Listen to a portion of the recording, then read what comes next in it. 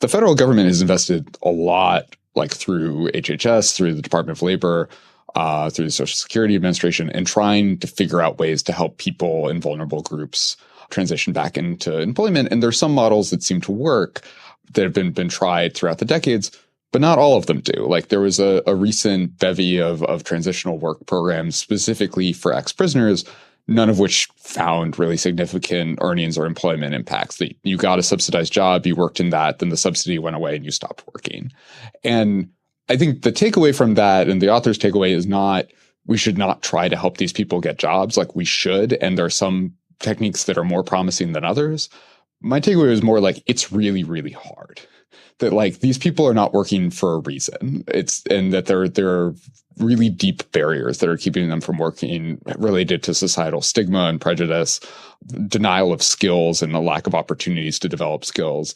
And like we should address those things, but designing the program is really, really tough. And it makes me concerned when a lot of the job guarantee discussion sort of hand waves away details about how to design the program and sort of assumes that these people will get public jobs and we can figure out how to do that rapidly and easily. And specifically, the hand-waving takes place, I think, in the major proposals I've seen by sort of punting the decision to state and local governments, right? It's like people know that they can't actually write down in detail how you're going to create programs that get useful work for a large but also very heterogeneous group of hard-to-employ people. So what they say is like, well, we're going to have state and local governments do it. But like state and local governments don't necessarily know how to solve unsolvable problems.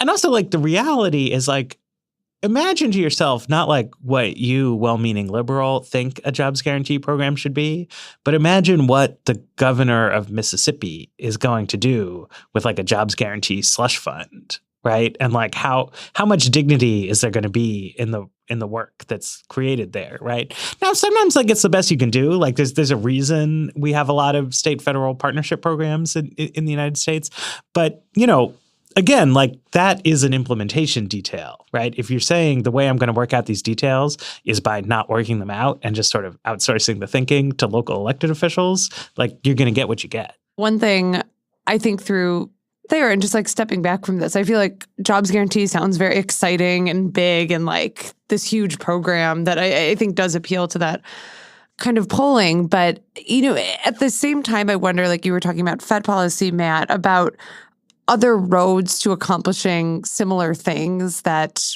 might work a little better, but just like sound a lot less like sexy policy-wise. Like I always think of the difference between like all-payer rate setting, which sounds very boring, and single-payer universal healthcare, which sounds like big and exciting and disruptive. And like the parallel I see here, so you have jobs guarantee or you have something like a massive expansion of the earned income tax credit. So I could think through like one area that comes up in a lot of these jobs guarantee discussions is childcare. That's an area where it seems like we need more workers.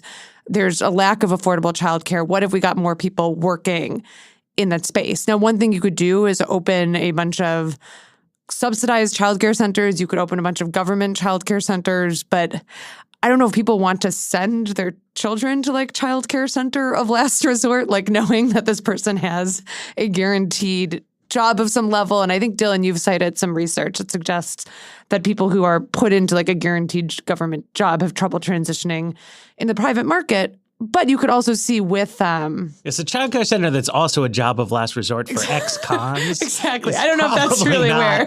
Like when I think I've been touring child care facilities lately, and I don't think I would go to that one.